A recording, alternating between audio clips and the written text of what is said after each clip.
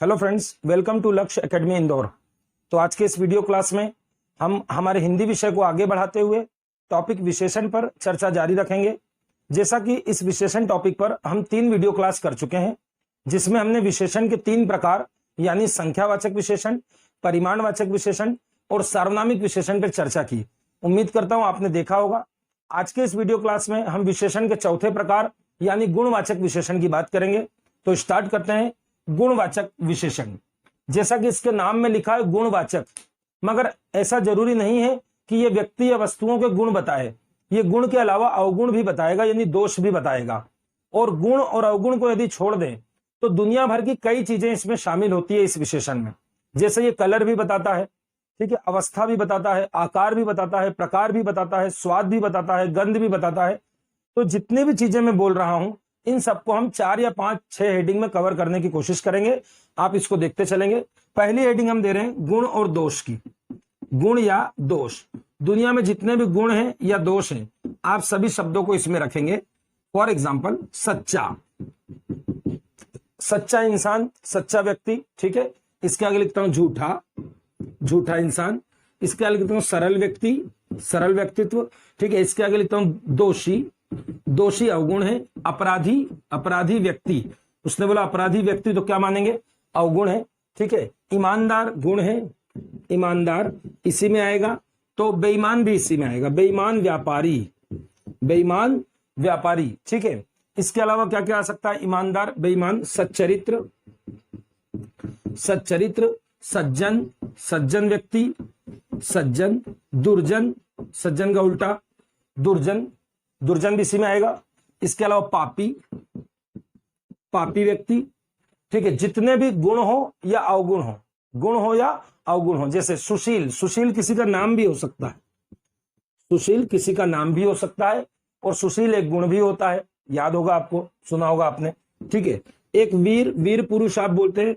एक कई बार बोलते हैं आप शूर, शूर भी इसी में आएगा। जो दान देने वाला होता है वो दानी कहलाता है, दानी व्यक्ति, ठीक है। जो दया आती है वो दयालु कहलाता है, दयालु व्यक्ति। आगे संज्ञा का होना जरूरी है, क्योंकि ये जो शब्द है इनमें से कई सारे तो संज्ञा हैं, मगर पीछे संज्ञा आ जाएगी तो ये क्या बन जाएंगे, विशेषण, ठीक है। आगे ये जितने भी आपने लिखे गुण और दोष, इसमें सारी चीजें आ जाती हैं। एक जैसे आप कई बार बोलते हैं उदार है, उदार, उदार का मतलब होता है लिबरल, सॉफ्ट, सॉफ्ट यानी उदार, ठीक है।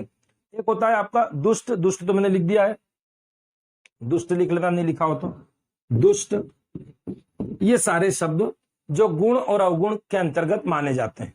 दूसरी हेडिंग में इसकी बनाऊंगा, दूसरी हेडिंग बनाऊंगा आकार और प्रकार की, आकार और प्रकार की। अब ये आकार प्रकार में आप देख लेना, जितने भी आकार में आप बोलते हैं, जैसे तिकोना है ना, ट्रायंगल, तिकोना है, चौकोर है, गोल है, ठीक है। ये सब इसमें आएगा, तिकोना, तिकोना, गोल, गोल, चौकोर। इसके अलावा बड़ा छोटा भी इसी में आता है, ठीक है। बड़ा भाई, छोटा भाई, तो बड़ा, छोटा, लंबा, लंबा भी इसी में आएगा, लंबा व्यक्ति, ठीक है। लंबा, चौड़ा, चौड़ा प्लॉट, या जो भी आप बोले, ठीक है ना, जिसके साथ भी यूज करें। इसके अलावा दुबला पतला भी इसी में आता है, दुबला, या फिर आप बोले पतला तो वो भी इसी में आएगा, दुबला हो या पतला हो। मोटा हो इसी में आएगा, दुबला पतला आएगा तो मोटा भी आएगा, ठीक है। और बड़ा आएगा, बड़ा लिखा है नहीं लिखा, लिख लिया बड़ा, बड़ा आएगा, छोटा भी आएगा, ठीक है ना। इसके अलावा कभी आपने सुना पोला, पोला मतलब जो एकदम अंदर से पोला होता है, पोला, पोला भी इसी में आएगा। ये सब आकार वाली बात हो गई, ठीक है।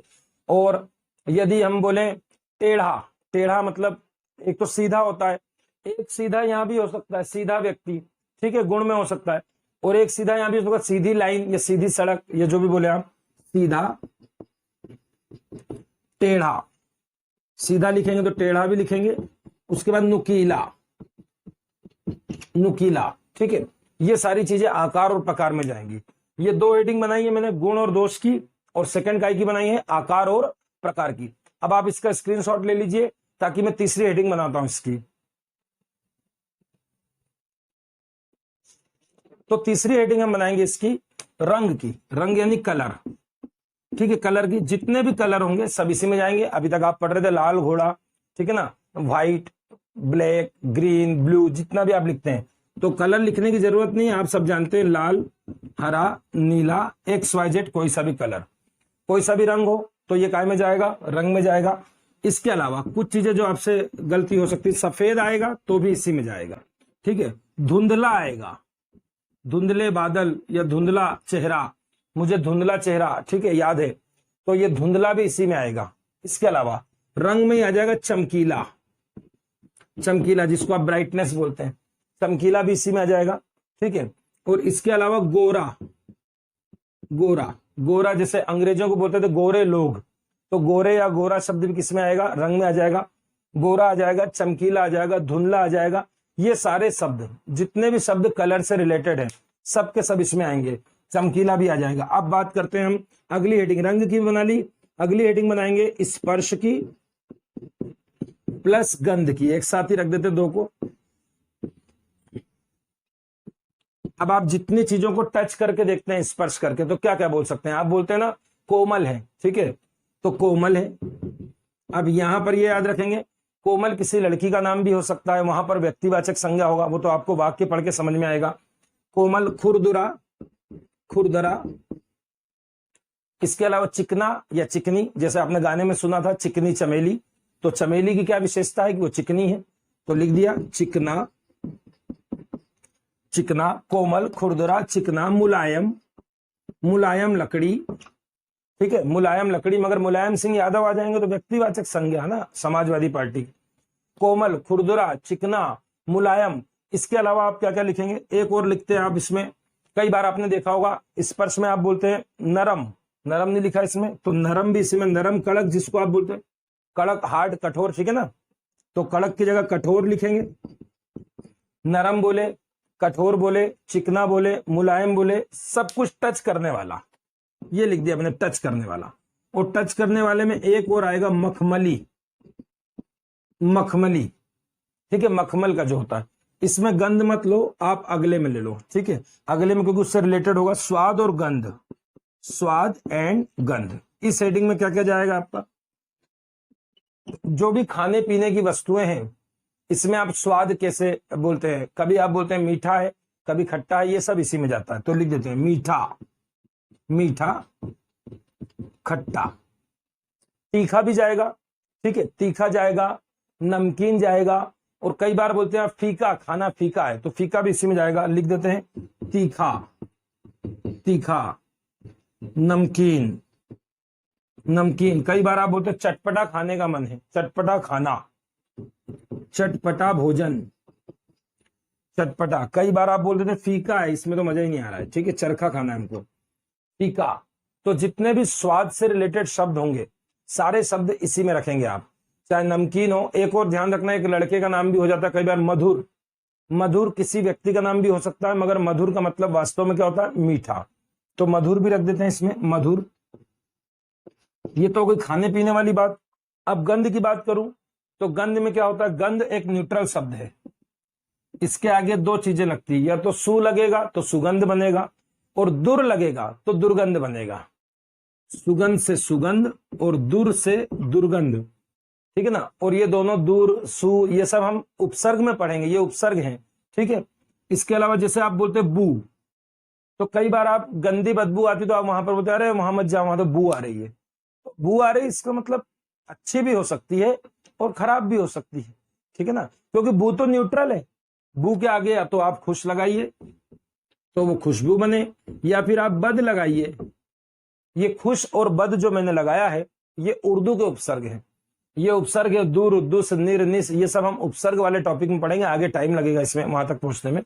तो अभी क्या क्या लिखेंगे, खुशबूदार, इससे कोई विशेष नहीं बनता है, खुशबूदार फूल, सुगंधित, सुगंधित, ठीक है।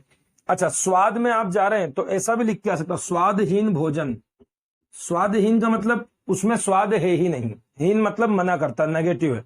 वैसे यहां भी आ जाएगा गंधहीन, मतलब उसमें किसी प्रकार की गंध नहीं है, ना तो सुगंध है उसमें ना दुर्गंध है, तो उसको क्या बोलेंगे, गंधहीन।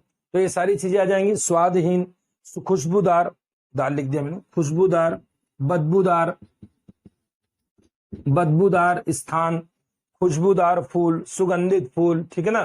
तो ये सारे शब्द काय में रखे आपने, स्वाद और गंध में, फिर आपने टच करके देख लिया, फिर आपने कलर देख लिया। इतना आप नोट करिए, फिर एक दो पॉइंट हो रहे उसको लिखकर कंप्लीट करते हैं। तो इसका अगला पॉइंट बनाते हैं, अगली हेडिंग बनाते हैं स्थान। स्थान से संबंधित भी बनेगा, स्थान या देश काल, स्थान या देश काल से। जैसे एक स्थान होगा उसी से विशेषण बनेगा, जैसे इंदौर स्थान है तो इससे विशेषण बनेगा इंदौरी, इंदौरी पोहा, जो इंदौर में चलता है, पोहे बोलते हैं जिसको यहाँ, इंदौरी पोहा, ठीक है। रतलामी सेव, रतलामी सेव, ठीक है। राजस्थानी साड़ी, ठीक है। आपने दुकानों पर देखा होगा गुजराती भेल, गुजराती भेल देखा है आपने, ठीक है। और ये सब काय से बन रहे हैं बेटा, ये स्थान से बन रहे हैं।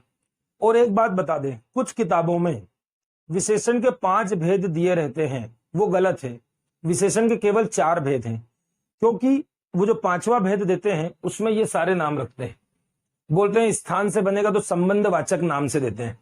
5वां भेद कभी मिल जाए संबंधवाचक, तो आप उसको गलत साबित कर देंगे कि संबंधवाचक में जो इंदौर से इंदौरी, रतलाम से रतलामी, ठीक है ना, ये राजस्थानी, गुजराती, इसके अलावा जैसे भारत से क्या बोलते हैं, भारतीय, ठीक है। अमेरिका से क्या बोलते हैं, अमेरिकी। जापान से क्या बोलते हैं, जापानी। चीन से क्या बोलते हैं, चीनी। पुर्तगाल से पुर्तगाली, पुर्तगाली, ठीक है। इसके बाद पाकिस्तान से पाकिस्तानी, जैसे आपको बनाना है पाकिस्तानी आतंकी, पाकिस्तानी आतंकी, इनके लिए तो यही शब्द सबसे बढ़िया है, पाकिस्तानी आतंकी। तो बेटा ये सारे शब्द लोग बोलते हैं संबंधवाचक 5वां भेद है, मगर ऐसा नहीं है, वो गुणवाचक में ही सब कुछ कंप्लीट माना जाता है। इसलिए केवल विशेषण के कितने भेद बताएंगे, 4 भेद बताएंगे। ये तो मैंने सारे स्थान से लिख दिए, ठीक है। इंदौरी पोहा, रतलामी सेव, गुजरात, राजस्थानी साड़ी, गुजराती भेल, भारतीय व्यक्ति, अमेरिकी व्यक्ति। अब कुछ लोग यहाँ पर मेरी पुरानी वीडियो क्लास में कंफ्यूज हो रहे होंगे। एक वीडियो क्लास मेरा संज्ञा पे था, उस समय मैंने व्यक्तिवाचक संज्ञा में भी यही शब्द लिखे थे, आप याद करो, अमेरिकी, जापानी, पुर्तगाली, मगर वहां पर संज्ञा के रूप में आएगा बेटा। मतलब ऐसा, पुर्तगाली भारत से चले गए, कौन चले गए, पुर्तगाली, तो ये संज्ञा बनकर आया है। मगर जब यहां बोलेगा तो क्या बोलेगा, पुर्तगाली लोग, पीछे कुछ ना कुछ लगाएगा, लोग, व्यक्ति, इंसान, कंपनी, पुर्तगाली कंपनी, पुर्तगाली कपड़ा, पुर्तगाली इंसान, ठीक है। अमेरिकी लोग, जापानी मशीन, चीनी घड़ी, चीनी मोबाइल, चाइना के मोबाइल, ठीक है ना, चाइनीज मोबाइल। तो ये सब ध्यान रखेंगे, ये सब विशेषण बन के आएंगे। इसके बाद इसमें ये तो आ गया, इसके बाद इसमें टाइम को लेकर भी आता है। ये लिखा मैंने काल, टाइम को लेकर या तो नया होगा या पुराना होगा, नया मकान, पुरानी दुकान, ठीक है। तो ये लिख देते हैं टाइम वाले कौन कौन से, नया, पुराना, इसी को दूसरी भाषा में बोलूं तो प्राचीन, नवीन, और दूसरी भाषा में बोलूं तो आधुनिक, आधुनिक, ठीक है। इसी में आ जाएगा ऐतिहासिक, ऐतिहासिक, प्रागैतिहासिक, जैसे आप बोलते हैं प्रागैतिहासिक इतिहास, प्राचीन भारत, आधुनिक भारत, है ना, ये सब नया, मध्यकालीन भारत जो आप पढ़ते हैं, ये सब इसी में आएगा। तो ये हो गया समय को लेकर, देश काल और समय इसी को बोलते हैं। इसी को आप ऐसा भी तो बोल सकते हैं ताजा, ताजा मतलब भी नया होता है, जैसे ताजा खबर, ठीक है। और इसके बाद आप बोल सकते हैं बासी, ताजा और बासी। ये हो गया आपकी अगली हेडिंग। एक लास्ट हेडिंग बना लीजिए दिशाओं की, वो भी कंप्लीट हो जाएगा, दिशाएं। अब फिर से लोग कंफ्यूज होंगे, क्योंकि मैंने जब संज्ञा पढ़ाई थी तब बोला था दिशा काय में जाएगी, व्यक्तिवाचक संज्ञा, उत्तर, दक्षिण, पूर्व, पश्चिम, मगर यहां मैं ऐसा बोलूंगा पश्चिमी, पश्चिमी, पश्चिम नहीं पश्चिमी। जैसे आप एमपी में पढ़ते हो पश्चिमी मध्य प्रदेश, पूर्वी मध्य प्रदेश, उत्तरी भारत, दक्षिणी भारत, वैसे बनेगा, ठीक है। भले पश्चिमी नहीं आएगा, दक्षिण आए या दक्षिणी आए, मगर उसके पीछे संज्ञा चाहिए ना। दक्षिण भारत मतलब भारत की क्या विशेषता है, उसकी दिशा बता रहा, पश्चिमी मध्य प्रदेश, दक्षिणी भारत, उत्तरी हवाएं, उत्तरी हवाएं, है ना, पूर्वी हवाएं, पछुआ पवन, पछुआ मतलब पश्चिमी होता है वो, पछुआ हवाएं, ये सब दिशा वाले भी इसी में आ जाएंगे। डायरेक्शन, एक और लास्ट लिख लीजिए आप, ऊपर लिख देते हैं अवस्था, अवस्था में कोई चीज किस अवस्था में पड़ी, जैसे गीली, गीला, है ना, गीली पैंट, गीली शर्ट, ठीक है, तो गीला, सूखा, सूखा। इसके बाद आप लिख देते गर्म, गर्म पानी, ठंडा स्थान, गर्म पानी, ठंडे कपड़े या गर्म कपड़े, जो भी आप बोले, गर्म, ठंडा, गीला, सूखा। एक और शब्द लिख देते पिचका, पिचका, है ना, वो लिख देते सड़ा, सड़ा, सड़ी, सड़ी सब्जियां, सड़ा, सड़ी, जितने भी आएंगे अवस्था, उनकी अवस्था बताएंगे। ये सारे शब्द हो गए आपके आज गुणवाचक विशेषण। अब आपने जो भी आज पढ़ा, ये गुणवाचक विशेषण में आपको ऐसा लगा कि इसकी कोई लिमिट नहीं है, इसमें कितने शब्द आएंगे, और दुनिया के इतने शब्द हम रट के नहीं जाते, हम सिर्फ कॉन्सेप्ट लेके जाते हैं एग्जाम देने कि आकार आएगा, रंग आएगा, रूप आएगा, स्पर्श आएगा, टच आएगा, ये 4-5 कॉन्सेप्ट ले लिए। उसके बाद यदि फिर भी प्रॉब्लम आती है आपको, तो मैं एक तरीका बताता हूं विशेषण को आप कैसे लगाएंगे। एग्जाम में कभी आता है तो आपने आज तक कितने विशेषण पढ़ लिए, 1 2 3 4, 4 पढ़े ना। संख्यावाचक पढ़ा आपने, मेरा पहला वीडियो क्लास, फिर आपने पढ़ा परिमाणवाचक, मेरा दूसरा वीडियो क्लास, फिर आपने पढ़ा सार्वनामिक विशेषण, मेरा तीसरा वीडियो क्लास, और आज आप पढ़ रहे हैं गुणवाचक, मेरा चौथा वीडियो क्लास।